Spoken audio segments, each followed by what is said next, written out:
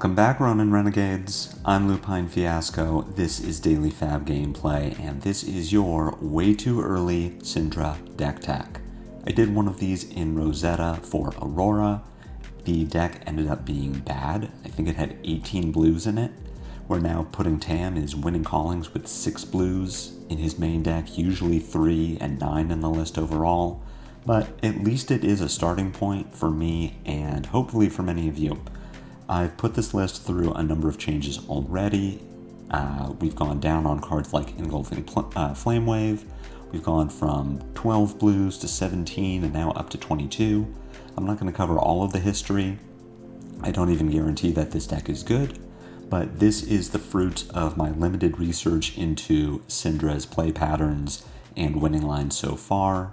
I'll be talking through what cards are in the deck and why, possible changes that I'll be considering as I go forward, and as I get more Cindra reps and more of the cards are implemented on Talishar, this is the deck that I will be reviewing gameplay from, and we can all work on this list together. This is on Fabery right now. The link to this deck is in the video description below, where you can also find my Blue Sky, Discord, and Patreon links. Patrons will get the matchup guide for the Cindra list, including sideboard notes, which will be coming soon, and more complete matchups as I get more reps and flesh out my knowledge of the hero. You can also find the subscribe button. If you aren't already subscribed to my channel, I highly recommend it if you want to see all of my new videos in your YouTube feed every day. That includes Cindra deck techs, I'll have an Aurora deck update coming soon, and then the ultimate goal being Cindra gameplay reviews, leading up to Road to Nationals and Pro Tour London. But you aren't here to hear me shill for my own channel and Patreon. You're here for me to talk to you about Cindra. So a lot of the Cindra build is going to be fairly intuitive. She is a Draconic Ninja, like Fi. She mostly wants to just attack, but she does block quite a bit better than Fi does, thanks to some of the new cards from the Hunted that we just got spoiled last Friday, and I'll be getting to those in a bit. But for the most part, Cindra's builds are going to revolve around Kunai of Retribution. You've already seen this card, and I've already reviewed it on my channel, but this is the only Draconic dagger that we have in the game. It has 1 power, it attacks for 1 resource, and you destroy it when the combat chain closes. All of Cindra's builds and most of her cards are going to be based around the kunai. This is because her hero power is, for the most part, comprised of the ability to recur the daggers. By paying 3 resources, discounted by 1 for each Draconic chain link you control, you can return a Draconic dagger from your graveyard to the arena, re-equipping it. You cannot equip a dagger that is, if you do not have an open weapon slot for it.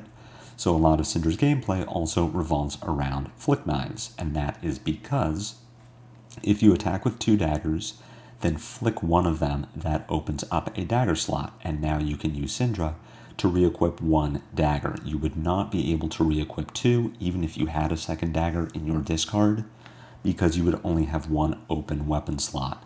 So as we get further into the deck, you will see that some of our lines, some of our most powerful cards, are based around putting both of your daggers into the graveyard at the same time so that you can re-equip 2 of them with Cindra. Flick Knives has a secondary use beyond just freeing up a weapon slot for Cindra's ability. It also combos with our headpiece, Mask of Momentum. I talked about this line a bit in my dagger review video, but the synergy between Flick Knives and Mask of Momentum helps you work around blockers. So the way Mask of Momentum works is you attack 3 times, you hit 3 times, and if the 3rd hit is an attack action card, does not include weapons, it means a card that you played from your hand or arsenal, you will draw a card from Mask of Momentum. Flick Knives will throw a dagger and say that when the dagger hits, when the dagger deals damage, it counts as a hit. But Mask of Momentum only triggers off of attack action cards. The flicked dagger will not draw you a card, but what the flicked dagger will do, say that you pitch a blue, your line is dagger, dagger, brand with Cinderclaw. Brand with Cinderclaw is a 0 for 3 attack action card. If it hits, you draw a card. Your opponent blocks the Brand with Cinderclaw with a 3-block card. So the Brand with Cinderclaw doesn't hit and you don't draw a card, but more specifically, your hit chain for Mask of Momentum will break, and you would need to now hit with 3 more attacks in order to trigger Mask of Momentum. But what Flick Knives does is let you throw a dagger on the Brand with Cinderclaw chain link as an attack reaction. The dagger hits and is destroyed. And while Brand with Cinderclaw doesn't hit and doesn't draw you a card, and the Flicked Dagger is not an attack action card and doesn't draw you a card, it does say that you hit this chain link, so the Mask of Momentum chain keeps going. And now your next attack action will also threaten Mask of Momentum. So on the most basic level, what Cindra is trying to do is attack with 2 daggers, then a 3rd attack action card. If that hits, great, Mask of Momentum triggers and you draw a card. If it gets blocked out, you flick a kunai at your opponent, deal 1 point of damage, keep your hit chain going, and then attack with a 2nd attack action card that now threatens Mask of Momentum. So on a basic level, these 4 cards are what our deck is trying to do. We are trying to trigger Mask of Momentum, and if we can do that every turn, we effectively have a 5th point of intellect, which is going to outvalue basically every other hero in the game. Now, this is not as easy as it seems. We need to keep 2 or 3 cards in hand to pull this off. Usually we would even want 4 or 5, and that means that we don't necessarily want to block very well. Cindra also runs into problems where her best cards don't really block that well at all. As we'll see, Brand with Cinderclaw, Blaze Headlong, Spreading Flames, Poisoned Blade are all some of her stronger cards, and they all block for 2. So Cindra's very weak to disruption, like Fi was before her. And so we'll get a little deeper into the cards we've chosen and how we're maybe trying to buff up some of that block value. But we do have 2 other equipment slots. We have the boots and we have the chest. We'll start with the boots just because Snapdragon Scalers have been in the game since Welcome to Wraith. Fi was playing these back in Uprising, and Cindra is mostly going to do the same. We do have new Draconic Legendary boots for Cindra. I don't think they're very good. I don't think they do anything really better than what Snapdragon does besides block 1, and I would much rather have the flexibility of Snapdragon Scalers than the 1 point of block value but much more restricted nature of the new Draconic boots. We are using a new chest piece, though, as our main chest piece, and that is Blood Splattered Vest. This blocks for 1 and says whenever a dagger you control hits, you may gain a resource and put a stain counter on the vest. Then if there are 3 or more stain counters on this, destroy it. So what Blood Splattered Vest does is work with our dagger hits and work with Flick Knives, which creates dagger hits, to generate extra resources. And there is a very specific combo that we can pull off with Blood Splattered Vest, Poisoned Blade, and Blood Runs Deep. We Make Best just put out a video about this in the last few days, and people are going nuts over how Cindra has this 3-card 18. It's insane, and it is insane value for a 3-card hand. But Blood Splattered Vest also just has the ability to generate resources where we wouldn't otherwise have them, and that can get us extra value on Spreading Flames turns, Wrath of Retribution turns where we just need to eke out a little more value, but a turn where we might be pitching a blue, so we can't get value from Flamescale Furnace.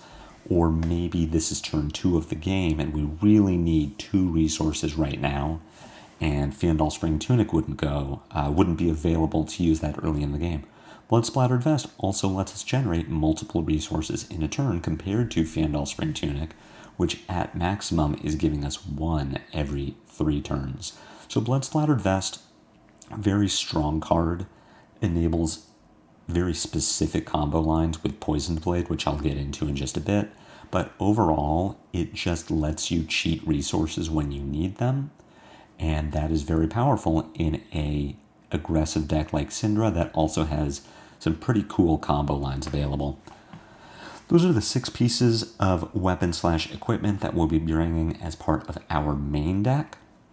I'll get into the actual 60 cards of the deck now, and I'm going to start with blues before I talk about the reds, only because our blues are more or less interchangeable. What's important about the blues in this deck is that there are 22 of them, which Kodachi Fi was playing 12 blues, Emberblade Fi was playing 15. These are IRA numbers of blues, and the reason for so many blues, the reason that we really need to go so far above what you would expect of an aggro deck, or especially a draconic aggro deck, is because our game plan is so kunai centered.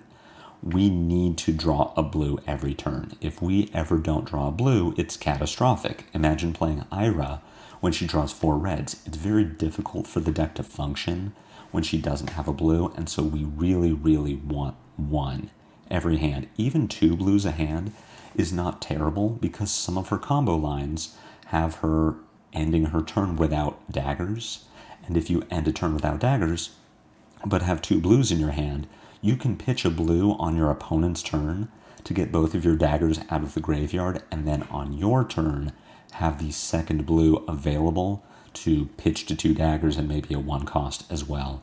So it's really never a problem when you're drawing 2 blues in a hand. Even 3 blues can be fine, depending on which blues they are.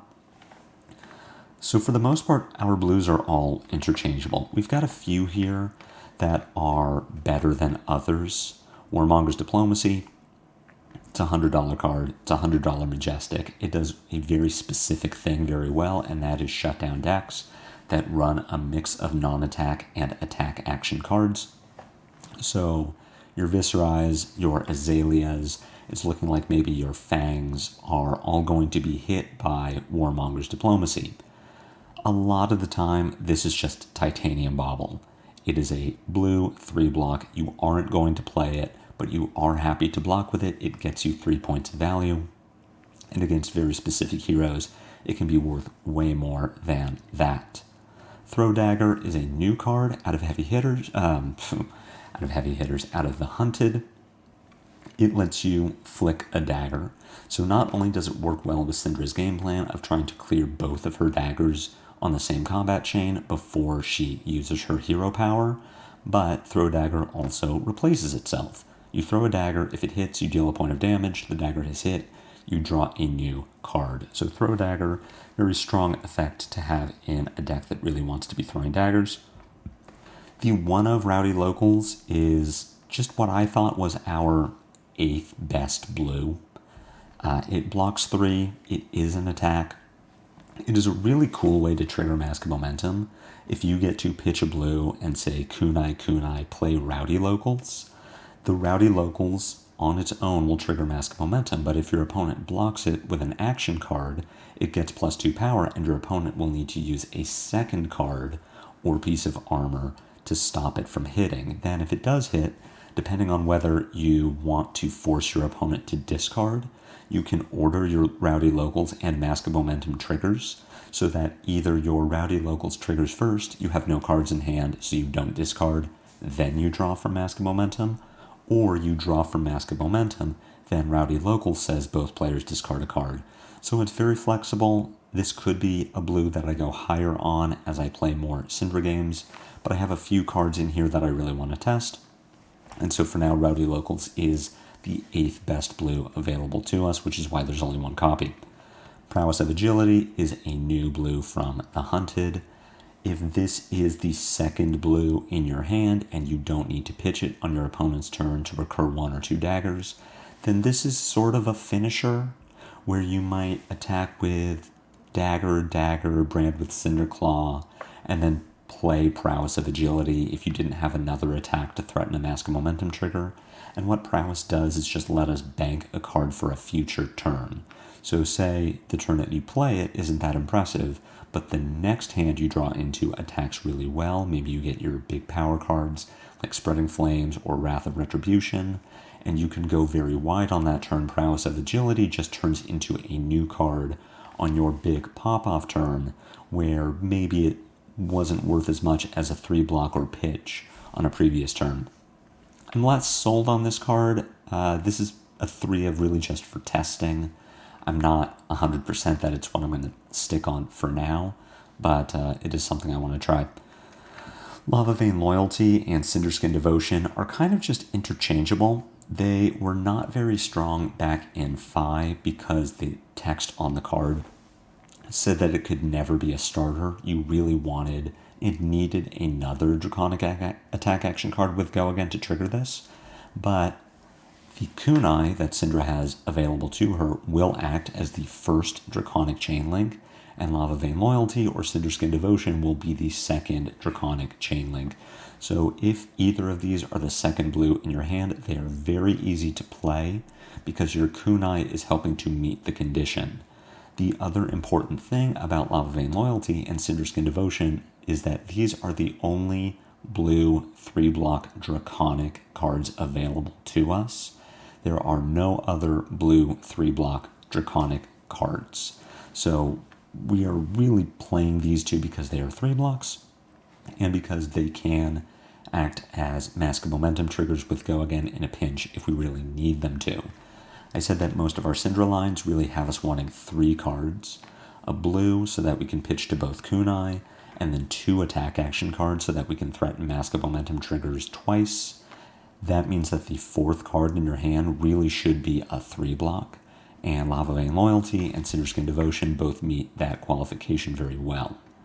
Concealed Blade is another card that I'm not sold on. I was much higher on this before I really started playing with it, and since playing with it, I find that it just has some of the same restrictions that it had back in Phi, specifically that our Oath of Loyalty, our Lava Burst, and our Blaze Headlongs are not ninja attacks. They are purely Draconic attack actions, which Concealed Blade doesn't work for. So even being a way to get your ninja attacks over the top of blocks to trigger Mask of Momentum, or maybe get your Devotion Never Dies to hit over the top of blocks, Concealed Blade is not always useful. And the fact that it isn't always useful means that sometimes we would just rather have it be something like a Rowdy Locals. What Concealed Blade does really well is put a kunai from your inventory into your open equipment slot after you have flicked knives one of your daggers. Having a 3rd dagger in your graveyard available at all times is really good counterplay to the Mystic heroes that are playing Passover as one of their Transcend instants, or even against New, who plays Undercurrent Desires and banishes 2 of your daggers. At least you still have 1 to work with, and Cindra with 1 dagger is way more powerful than Cindra with no daggers. Our final blue is Poisoned Blade. I told you that We Make Best made a video about Poisoned Blade recently. The card has very high ceilings based on the fact that it doesn't have to hit in order to work. It just says that all of your daggers now deal an extra point of damage when they hit. The line with Poisoned Blade is that you pitch a blue, attack with Poisoned Blade, then attack with 2 daggers, and on the 2nd dagger attack you can flick knives the 1st dagger. That means that the 3 daggers each effectively deal 2 points of damage. Blue Poisoned Blade with another blue in hand is a 2-card 7. Red Poisoned Blade is a 2-card 9, and then that line can go even crazier. So Poisoned Blade is in the deck because it is a blue that we actively want to play. You're hoping to pitch it at the start of the game, but when you get into your 2nd cycle, and maybe you've been playing your reds, you're sort of running low on Spreading Flames, you've played your Wrath of Retribution, and maybe you're missing some of your overall power, Poison Blade is a really good way to keep that damage going when you're down to just your blues. So that's our blue base. That is why we are playing these specific blues. For the most part, it's that they block 3. Sometimes they block 3 and are Draconic, and then Poison Blade blocks 2, but is really strong as an actual card you want to play. So looking at our reds, we'll start at the top of the alphabet and just work our way down. Blaze Headlong, old staple from Phi and Dromai, is still great in Cindra. I'm sure Fang will run this too. It's a 0 for 4 and most likely has Go Again. Notably, this does not work with your kunai. If you pitch a blue and then dagger, dagger, blaze headlong, there's a good chance that you trigger Mask of Momentum. You can flick knives on the blaze headlong and then have 3 draconic chain links so that you can activate Cindra, but the blaze headlong won't have go again. So you do need to play another red before the blaze headlong in order to give it go again, but for the most part, that should not be a problem in Cindra. Blood Runs Deep is one of our power cards. It is the easiest way that we can get 2 daggers off of the active chain, combat chain, so that we can bring them back with Cindra's ability. This is also the 3rd card in the 3-card Poison Blade line. So the way that combo works is you pitch a blue, you play Poisoned Blade, which attacks for 3 with go again. Both of your kunai now attack for 1+1, so that's threatening 7 damage overall. You can play Blood Runs Deep, which will be discounted by both of your draconic daggers so that it costs 0. It attacks for 2 with go again and throws both of your daggers at the opponent, so they each deal 1 point of damage, and then Poison Blade says they deal an additional point of damage. So at this point, you have dealt 13 points of damage. You can then activate your Blood Splattered Vest. You've hit with 2 daggers, so each dagger generates a resource, and you put a stain counter on Blood Splattered Vest for each dagger. Those 2 resources allow you to pay for 2 daggers after you activate Cindra. So if your line is Poison Blade, dagger, dagger, Blood Runs Deep, activate Cindra, dagger, dagger, flick knives, you have dealt 3, 5, 7, 9, 11, 13, activate Cindra, 15, 17, 19 points of damage. 3-card 19 is an insane rate for an aggro deck. Notably, you now end your turn with no daggers, so you can't replicate that line again on your next turn unless you draw an extra blue to pitch on your opponent's turn, and this is one of the reasons that we don't mind having 2 blue hands. Brand with Cinderclaw is an old Fi staple. We are still running it. At its base, it's a 0 for 3 go again that turns on your Blaze Headlong. It also lets you cheat the restriction of Oath of Loyalty, which we'll get to in just a bit, and that is confirmed by the release notes. I know there was some back and forth on whether Brand would let you cheat the Draconic only requirement of Oath of Loyalty. It is confirmed that it does. Burning Blade Dance is one of Cindra's better commons. This is a 0 for 3 block that can also get go again if you have attacked with a kunai, and it is one of our easiest ways to flick 2 daggers in a turn. So Burning Blade Dance attacks for 3 with go again if you have pitched a blue and attacked with a kunai. Then if Burning Blade Dance hits, you can throw your spent kunai in order to deal 1 point of damage. You flick knives on a later chain link and then can activate Cindra to buy back both of your daggers. So Burning Blade Dance, very good card for that. Demonstrate Devotion is a card that I'm a little iffy on. This is one of my slots that I'm not quite sure that I am ready to lock in yet. I'll be experimenting with the card as I play more Cindra. The downside of the card is that it blocks 2. It also does not have natural go again. You need to have attacked with a Draconic Chain Link, which for the most part is your kunai. But if you have attacked with a Draconic Chain Link, this is 1 for 4 with go again, and on attack, you create a fealty token. That's really good because your opponent is already incentivized to block your attacks to stop your Mask of Momentum triggers. So if you just get something for attacking, that's really strong, and having fealty works really well with Spreading Flames and with Oath of Loyalty. So that's why I am a fan of Demonstrate Devotion over a 3-block. It just makes fealty, and that is really good, but the fact that it costs 1 and blocks 2 is why I'm only on 2 of it. I'm also only on 2 Devotion Never Dies.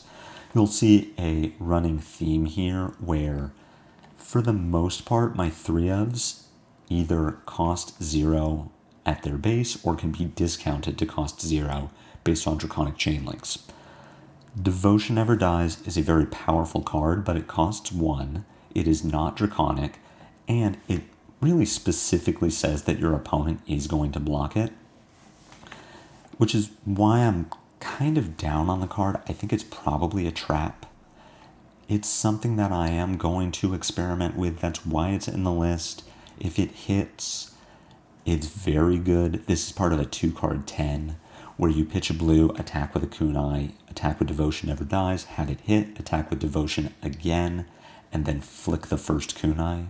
So in theory, the rate on Devotion Never Dies is insane. It's a 1 cost 4, or a 2 cost 8, or a 3 cost 12, but decks block so well these days that I'm pretty sure this just never hits. And if this is never hitting, then I would much rather play something that blocks for 3, or costs 0, or is draconic, just works more with what my deck is trying to do. Hot on Their Heels is a new card that I'm experimenting with, but I've heard really good things about it. It's basically Lava Vein Loyalty, just as Burning Blade Dance is. It is a 0 cost, 3 power, 3 block attack action. If you control 2 or more Draconic Chain Links, it gets Go Again, and when this hits a hero, mark them. So less powerful than Burning Blade Dance. Also fine to get blocked. It doesn't push any particular breakpoint, but on hit, mark. Lets you flick a dagger on a later chain link, and Cindra says that when you hit a marked hero, you make fealty. So this is a really nice way to threaten Mask of Momentum triggers, set up draconic chain links, potentially create fealties, and if this is the 4th card in your hand and you don't really need it to push damage, you can just block with it for 3. Lava Burst is one of Phi's better finishers. Still good in our deck. We don't have Tiger Stripe Shuko, so it is very likely to just be 0 for 5, but that's still a great rate. This is a really nice way to threaten Mask of Momentum at the end of a turn, and if our hand is a blue, an attack action, and Lava Burst, you are always going to be able to hit the Rupture. Playing with 2 kunais makes hitting Ruptures really easy. So Lava Burst, for the most part, is just 0 for 5, and we're happy to have it. Oath of Loyalty is a new card from the Hunted that I am experimenting with. On its face, Blaze Headfirst is really good. It's a 0 for 4, 3 block, Go Again attack. You are really happy to play this. It's just always above rate when you have multiple cards in your hand that can benefit from having a Draconic Go Again red strip starter. But there are a few reasons that I might not stick with Oath of Loyalty and that you might not want to play it in your deck. The first most obvious restriction is that when this is played until end of turn, you may only play cards that are Draconic. So if you open with Oath of Loyalty, you can't attack with Snatch. You can't attack with Devotion Never Dies. But you also can't play Prowess of Agility, Concealed Blade, Throw Dagger. You couldn't play Warmonger's Diplomacy. There are weird ways that you get locked out of the game by Oath of Loyalty that might not always be obvious, but you might also find yourself in situations where your hand is Oath of Loyalty, 2 blues, and a Blaze Headlong, and you really need to be able to attack with the Blaze Headlong, but you get stuck with your Concealed Blade and Throw Dagger that you can't use, and you don't have a way to really pitch. The other more innocuous way that Oath of Loyalty can limit your turn cycles is that it can only be played if it's the first action of your turn, and that includes your kunai. So where Mask of Momentum says that our turn cycle should be pitch a blue, dagger, dagger, attack action, Oath of Loyalty needs to be the first action you play, which says that you need a 3rd card, and it's Oath of Loyalty, pitch blue, dagger, dagger, attack. Even on 3 cards, you're only threatening 1 Mask of Momentum trigger. So Oath of Loyalty can be restrictive. I think it is a very strong card. It is not high on my list of cuts, but it is on my list of potential cuts. Even when it blocks 3, sometimes you do just need to play it, and you would rather have it be something else. Talked a lot about Poison Blade. Everything that I said about the blue is true for the red, except that this deals 2 more damage. You are looking to combo this with Blood Runs Deep, or Spreading Flames, or Wrath of Retribution, anytime that you have a way to push dagger damage past easy blocks, is really good with Poison Blade. It's why I might be looking at Knives Out in a later version of this deck. But it's a card that I cannot really see cutting anytime soon, but similar to Oath of Loyalty, it is on my list of potential cuts because I need to lead with Poisoned Blade. I cannot play it on Chainlink 3 and threaten 2 Mask of Momentum triggers on 3 cards, which is what this deck really wants to be doing. Poison Blade says, pitch a blue, attack with Poison Blade first so that the daggers each deal 2 points of damage. But on a 3-card hand that says Poison Blade, dagger, dagger, attack is only 1 Mask of Momentum trigger. This also isn't Draconic, so if you have a 2-card hand of Poison Blade and a blue, yes, you get to push 9 points of damage. You play Poison Blade, dagger, dagger, flick, dagger, but that means you are ending your turn with no daggers, and that can be a problem, as we've seen from Blood Runs Deep, Burning Blade Dance, Demonstrate Devotion, Hot on Their Heels, all cards that really need you to open with a kunai. Sink Below is in the main. It's a 0 for 4. It doesn't use your action point. It is particularly good when you get to bottom a red and draw a blue. 4 red hands are devastating in Cindra because it means you're turning a 3-value card into a 1-value kunai, which is never where you want to be. Sink Below just says, block 4, maybe turn that red into a blue. Cindra has very poor armor. Not only is the printed value of her armor bad, if you take all 4 pieces of armor here, they collectively block for 4, but none of these are pieces of armor that you want to block with early. You want Mask of Momentum for as long as you can. You want Flick Knives to end a game when your opponent's at low life totals. Blood Splattered Vest will generate 3 resources and then break itself. But you want those 3 resources. So effectively, Cindra has 0 armor block, which makes Sink Below really good when you can cover a Snatch or a Blaze Headlong or any of Aurora's attacks. So it is just a generically good card, and it is generically good here. Snatch, the same can be said of Snatch. It is a generically good card and is very good here. It's a 0 for 4. When it hits, we draw a card. Great card to play at the end of a turn cycle. When you've spent your entire hand, maybe your opponent has given you multiple blocks to stop your Mask of Momentum trigger, you get to just throw a Snatch and draw a card. On a 1-card hand, it's also very strong. It demands either a defense reaction or multiple blocks, and if it hits, you get to draw a card for your arsenal. I don't see a world where we're cutting Snatch. It is just that good, and it works really well with Snapdragon Scalers. Spreading Flames is our power card. It is a 1 for 3. It makes all of our Draconic attacks get +1 if their base power is less than the number of Draconic Chainlinks we control. This works really well with our Kunai of Retribution. You pitch a blue, you play Spreading Flames. With your 2 remaining resources, you can attack with 2 kunai.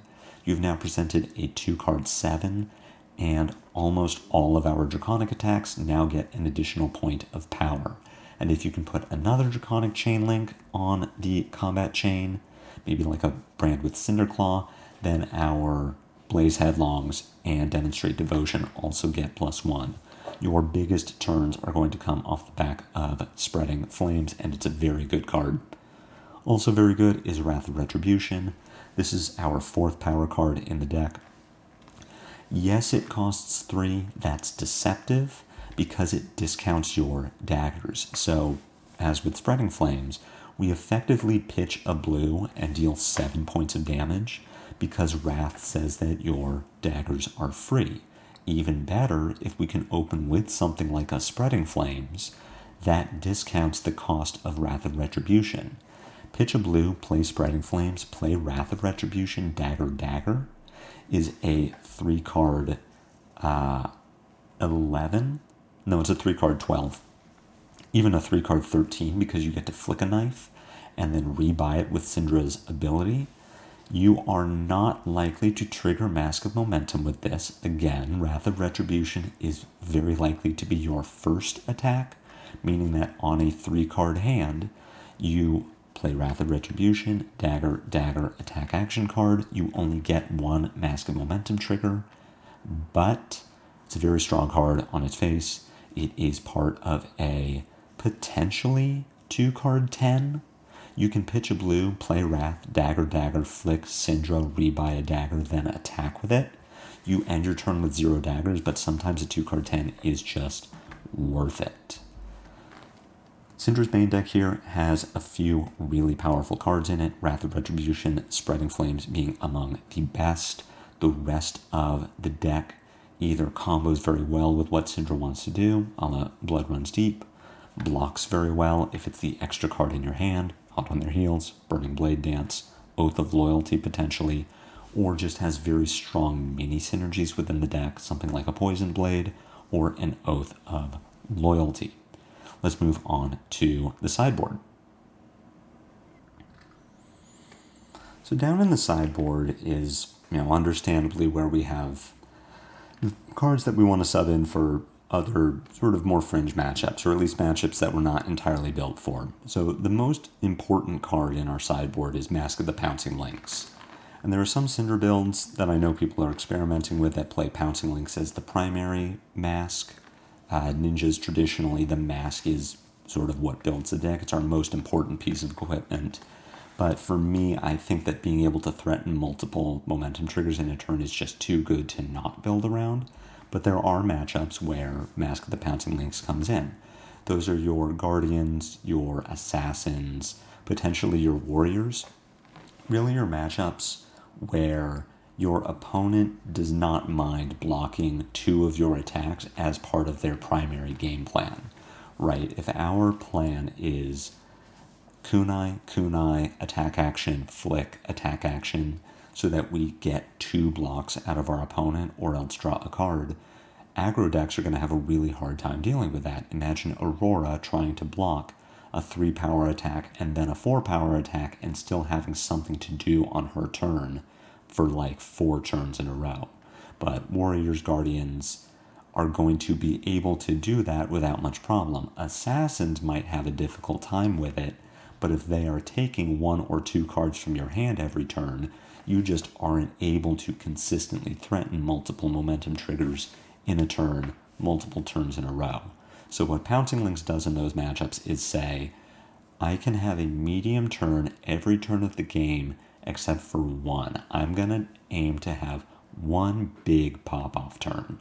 Either my opponent missed Disruption that turn, or they were only able to take 1 card from my 5-card hand, and that's where Pouncing Lynx says, it's Salt the Wound, it's Lava Burst, it was Blood Runs Deep on a Poisoned Blade turn. Mask of the Pouncing Lynx is whatever you need it to be one time. Mask of Momentum says, if you hit every turn of the game, you'll draw a random card from your deck. Mask of the Pouncing Lynx says, one time when you hit, you'll draw the best card in your deck.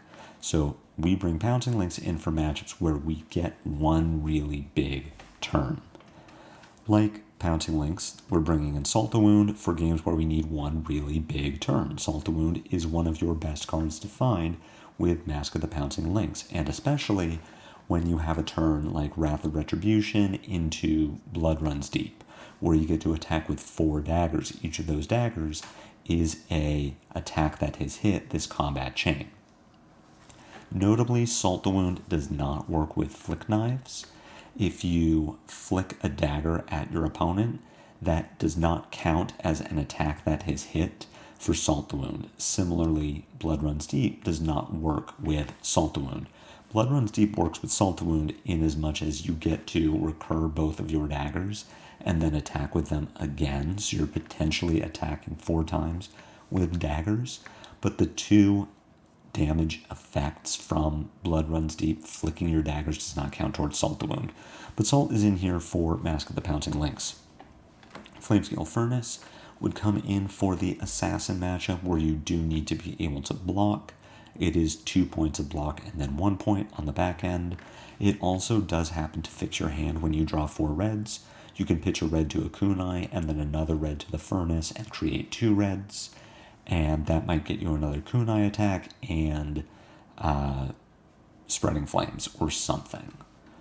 Fatal Spring Tunic is here for our long matchups, maybe your Guardians, where you will get more value out of the tunic, creating multiple resources over 12, 15, 18 turns than you would from from Vest creating 3 resources all at once. Tide Flippers is in for Viscerai specifically, also Vincent. We would bring this in for Kano, Verdance, but we aren't really expecting to get much value out of it, and maybe we wouldn't even bring it. Based on that, we are just conceding the wizard matchups. Just the way that Kano is built these days, where they only need to get 2 points of amp onto and open the floodgates to draw 2 cards, says that Tide Flippers is probably not going to be worth it, and we could try to pack our deck with some Spell Void and really go hard on stopping that open the floodgates, but then we're really giving up our offense, right? If we bring in something like a Nullrune Robe or Spellfray chest piece, then we lose our Vest. Or if we bring in Nullrune Gloves, then we lose our Flick Knives. We're definitely not giving up our Mask. So it might just be worth conceding the wizard matchups while Kano is not super represented right now. Quick Dodge Flexors is a new card from the Hunted. I'm experimenting with this in Cindra. At a certain point, if your deck runs more than 20 blues, you can probably just play Flexors. If for nothing else, then you get 6 value out of a single blue. I don't know that this is going to be significantly better for Cindra than a Snapdragon Scalers, but it's at least something that I want to try considering that my deck is so blue dense. Shelter from the Storm is here for the Assassin matchups where we would need to be able to block more than 3 times from Arsenal. We're always going to be playing Sink Below, and Shelter from the Storm comes in where we need more defense than that. Really good for Viscerai, because it is either 4 points of block on something like a Rune Flash, or it's 3 instances of damage prevention on 3 Rune Chants. So that's really strong. We can bring this in against enemy Cindras as well. It can block a Snatch, or on a Poisoned Blade turn, it can prevent effectively 6 points of damage. Just a really strong card, and serves to shore up our defenses when we aren't bringing very much armor. Finally, Enlightened Strike is in for matchups where we are expecting to need to play 2 and 3 card hands more often than not, something like an Assassin, maybe something like Dawnblade Dorinthia, where we need to be able to block more frequently. E-Strike is just here as a 2-card 7.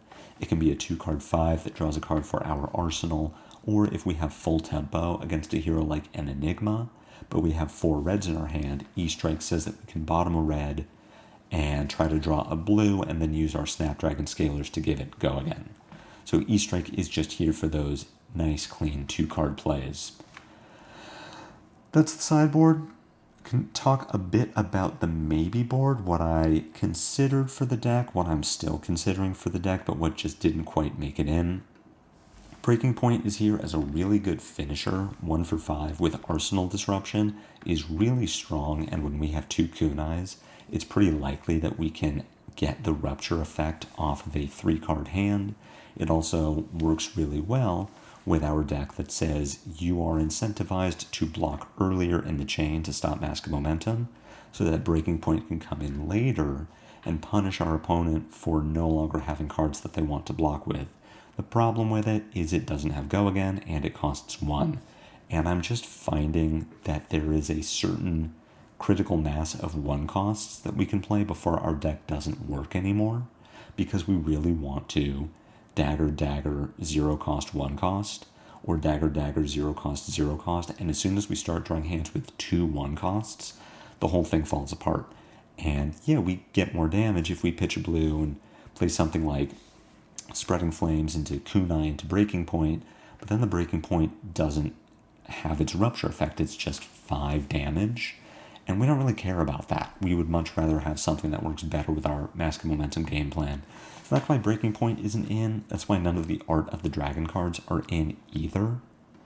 I do have Demonstrate Devotion here. I think the card is good. Maybe I want to play 3 of them. If Devotion Never Dies ends up not being very good, then I would likely cut 1 for Demonstrate Devotion and maybe cut the other one for another blue or a 0 for 3 starter. But I have liked Demonstrate Devotion so far, and I want to keep the door open for playing a 3rd one. Drop of Dragonblood is a card that I love that has often not been good enough. Most of the time that I've drawn Drop of Dragonblood, I just wished it was a blue. It doesn't block. It needs 2 Draconic Chain Links on the board to be playable. So if you have an all-red hand, then Drop of Dragonblood should just be a blue. And if you have multiple blues in hand, then you probably don't need the extra resource from Drop of Dragonblood. And if in neither case you actually need it, then you wish that you could block with it. So Drop of Dragonblood is out, and I am just playing the copy of Rowdy Locals that you saw in the deck above. Engulfing Flamewave is a really cool card that works really well with a deck that has 22 blues and can throw a Draconic Chain Link at the start of the turn. If you can pitch a blue for Kunai Flamewave, you will be able to play any attack in your deck that you flip up besides Engulfing Flamewave. The problem with Flamewave is that we have 15 non-attack cards in our deck, and that number, that ratio even gets worse because at the very least we're playing an Engulfing Flamewave. So we just have too high of a chance to brick on the Flamewave reveal, and we could drastically warp our deck to increase the number of hits, but that means that we are cutting 3 blocks and replacing them with worse 2 blocks, and I'd rather just not play Engulfing Flamewave. Growclaws is effectively a 1 for 5 go again. I think it's really strong, but I don't think it does enough for our deck. At least for now. Maybe it is better than something like A, Devotion Never Dies, or Demonstrate Devotion, or maybe it's just better than one of our finishers. Maybe we should cut Oath of Loyalty so that we can play Growclaws, so that we are still getting an above rate attack, but we also get to threaten Mask of Momentum much easier. Growclaws is a card that I'm really thinking about and probably will make it into my list at some point, but for now it just hasn't felt good enough compared to a card like Demonstrate Devotion, where making fealty so that we can cheat the effect of Oath of Loyalty is really strong. I think that if we ever cut Oath of Loyalty, Growclaws would be one of the first cards that I consider playing in the deck, and I'm probably cutting Demonstrate Devotion to make room for Growclaws, which is just easier to get value out of. Loyalty Beyond the Grave is another card that I was really excited about and has done the thing for me enough times that I feel like I can say it just isn't worth doing the thing. In theory, Loyalty Beyond the Grave, drawing you a card from your deck, means that the first 2 loyalties are worth 4.5 points of value. That each one blocks for 3 and then draws you a card that should have a value of 3. So if 2 cards are worth 9 points of value, then they're 4.5 compared to a Sink Below that's only worth 4. The difference is all red hands really screw us up. So Sink Below being able to block for 4 and then potentially turn a red into a blue has the ability to really unbrick some hands.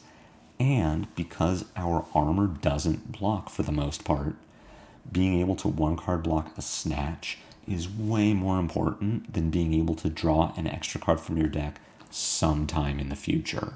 But Loyalty is a really cool card, and it is something that I'm considering moving forward. Mark with Magma really shares a spot with Devotion Never Dies and Demonstrate Devotion as a 1 for 4 go again that marks. This one does not create fealty on hit. It doesn't create fealty on attack. It doesn't even mark on attack. It has to hit. That can be difficult for our deck where our opponents are actively incentivized to block our attacks. But as a fail case, this blocks for 3. But there's just enough going against it. It's a 1 cost. It doesn't have natural go again. It doesn't do anything on attack.